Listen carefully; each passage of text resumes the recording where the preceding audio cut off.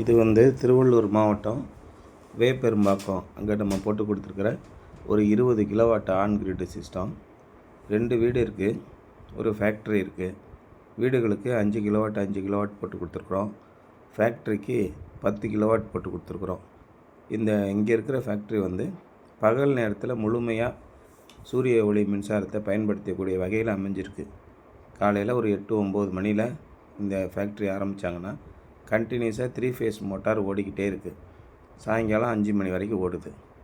இந்த மாதிரி பகல் நேரத்தில் முழுமையாக சூரிய ஒளி மின்சாரத்தை பயன்படுத்தக்கூடிய வகையில் அமைஞ்சிருக்கக்கூடிய தொழில்களுக்கு நீங்கள் கமர்ஷியல் தாராளமாக போடலாம். பகலில் பயன்படுத்தாமல் இரவு நேரத்தில் மட்டும்தான் பயன்படுத்தக்கூடிய கமர்ஷியலுக்கு நீங்கள் சோலார் போட்டிங்கன்னா உங்களுக்கு லாபம் இருக்காது, நஷ்டம்தான் இருக்கும். அதனால் சோலார் போடுறதுக்கு முன்னாடி கமர்ஷியலுக்கு பர்டிகுலராக போட போகிறீங்கன்னா ரொம்ப யோசனை பண்ணி போடுங்க.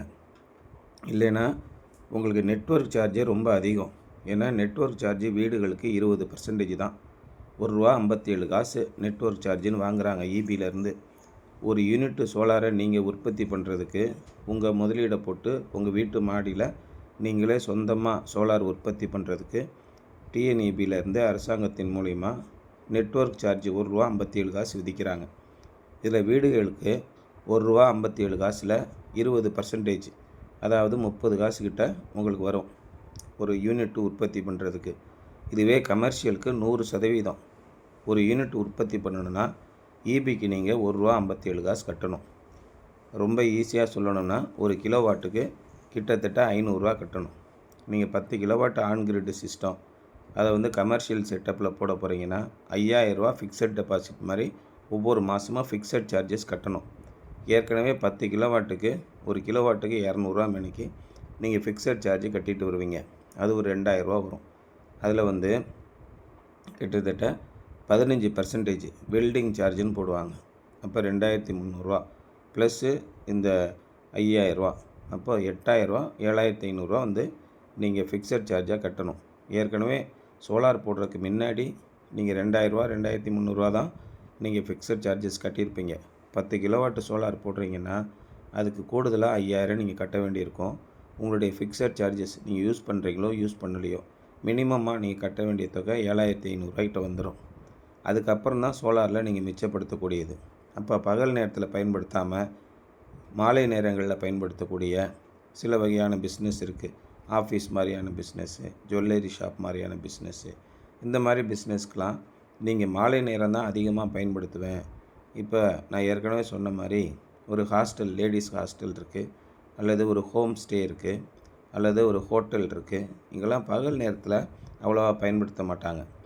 மாலை நேரங்களில் இரவு நேரங்களில் அதிக பயன்பாடு இருக்கும். அதுக்கு கமர்ஷியல் போடுறதுக்கு முன்னாடி பல முறை யோசனை பண்ணி கால்குலேஷன் பண்ணி போடுங்க.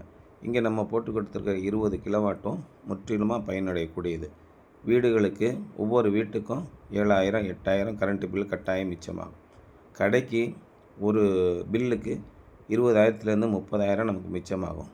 அப்போ நீங்கள் போடுற முதலீடு உங்களுக்கு பயனுள்ளதாக இருக்கும். ஒரு 3லேருந்து 4 வருஷத்துக்குள்ளே அந்த முதலீட்டை நீங்கள் எடுத்துடலாம். அதுக்கப்புறம் சோலார் பிளேட்டு மினிமமான கேரண்டி கூட உங்களுக்கு 12 வருஷம் கொடுக்குறாங்க. அதுக்கப்புறம் லீனியர் பவர் வேரண்டி அப்படின்னு சொல்லிட்டு உங்களுக்கு 25 வருஷம் கொடுக்குறாங்க. இந்த சோலார் இன்வெர்ட்டர் மட்டும் இன்றைக்கி ரீப்ளேஸ்மெண்ட் வேரண்டி 10 வருஷம் ரீப்ளேஸ்மெண்ட் வேரண்டியோடு வருது. அதனால் அந்த அளவுக்கு நல்ல ஸ்டர்டியான இன்வெர்ட்டர் கொடுக்கறதுனால லாங் லைஃபாக இது உழைக்கக்கூடியது. முதல்ல 3 வருஷத்துலேருந்து 4 வருஷத்துக்குள்ளேயே நீங்கள் முதலீடு எடுத்துட்டிங்கன்னா அது ரொம்ப அருமையானது ஒரு முதலீடாகவும் இருக்கும். நீங்கள் சாதாரணமாக ஃபிக்ஸட் டெபாசிட்லேயோ பேங்க்லேயோ நீங்கள் ஆர்டிலேயோ போட்டு வைக்கிறத விட இது 25லேருந்து 30% உங்களுக்கு ஒர்க் அவுட் ஆகும். உங்களுடைய முதலீடு ரொம்ப ஈஸியாகவே கைக்கு வந்துடும். இருந்தும் நம்முடைய முதல் போட்டிருந்த நம்முடைய சோலார் பிளேட்டு நம்ம வீடுகள்லேயே நம்முடைய அலுவலகத்திலே தான் இருக்க போகுது. அது தொடர்ந்து மின்சாரத்தை உற்பத்தி பண்ணி கொடுத்துக்கிட்டே இருக்கும். இந்த இடத்துல ஃபுல்லாக ஷீட் ரூஃபிங் தான் இருந்தது. சோலார் பேனல் போடுறதுக்கு இடம் இல்லை. அப்படி இருந்தும் முழுமையாக நம்மகிட்ட இருக்கிற இடத்த பூரா பயன்படுத்தி எல்லா இடத்துலையும் சோலார் போட்டு கொடுத்து அதுக்குரிய சேஃப்டி ப்ரிவெஷன்ஸ் எல்லாமே பண்ணி கிட்டத்தட்ட 4 மாடி உயரத்துக்கு நம்ம பைப் அடிச்சிருக்கோம். நாங்கள் உங்களுக்கு வயரிங் கொடுக்கும்போது ஒரு 30 மீட்டர் தான் கொடுப்போம். அப்போ அதுக்கு கூடுதலாக இந்த மாதிரி அதிகமாக செலவழிக்கிற இடங்களில் நீங்கள் தான் அந்த கூடுதல் செலவை சமாளிச்சுக்கணும். அது மாதிரி ஒரு பேனலுக்கும் தனித்தனியாக டெடிக்கேட்டடாக எர்த்திங் கொடுத்துருக்கோம். ஒரு 5 கிலோவாட்டுக்கு ஒரு டெடிகேட்டட் எர்த்திங் இருக்குன்னா அடுத்த 5 கிலோவாட்டுக்கு இன்னொரு எர்த்திங் இருக்கும். அடுத்த 10 கிலோவாட்டுக்கு ஒரு எர்த்திங் இருக்கும். எல்லா எர்த்தையும் ஒன்றா நீங்கள் மிக்ஸ் பண்ணிடக்கூடாது. ஈபிக்கு அதே மாதிரி ஈபியில் நம்ம கனெக்ட் பண்ணக்கூடிய அந்த ஆன் கிரிட் இன்வெர்ட்டருக்கு ஒரு இன்வெர்ட்டருக்கும் தனித்தனியாக நீங்கள் எர்த்து கொடுக்கணும். அப்போ தான் சேஃபாக இருக்கும். எந்த சர்ஜ் ப்ரொடெக்ஷன் வந்தாலும் நமக்கு ப்ரொடெக்ஷனாக இருக்கும், எந்த பிரச்சனையும் இருக்காது. அதே மாதிரி நீங்கள் டிசி லைன் கொடுத்த மாதிரி நம்ம இடிதாங்கிக்கும் தனியாக ஒரு லைட்னிங் அரெஸ்ட்டு கொடுத்துடணும். இப்படி எல்லா விதமான சேஃப்டி ப்ரிகாஷன்ஸ் பண்ணி பக்காவாக இங்கே இன்ஸ்டாலேஷன் பண்ணி கொடுத்துருக்குறோம். இந்த மாதிரி கமர்ஷியலுக்கு போடும்போது பல விதங்களில் நீங்கள் யோசனை பண்ணி போட்டிங்கன்னா நிச்சயமாக லாபகரமாக இருக்கும். வீடுகளை பொறுத்த வரைக்கும் சர்வசாதாரணமாக 100க்கு 100% நம்ம பில்லை மிச்சப்படுத்தலாம்.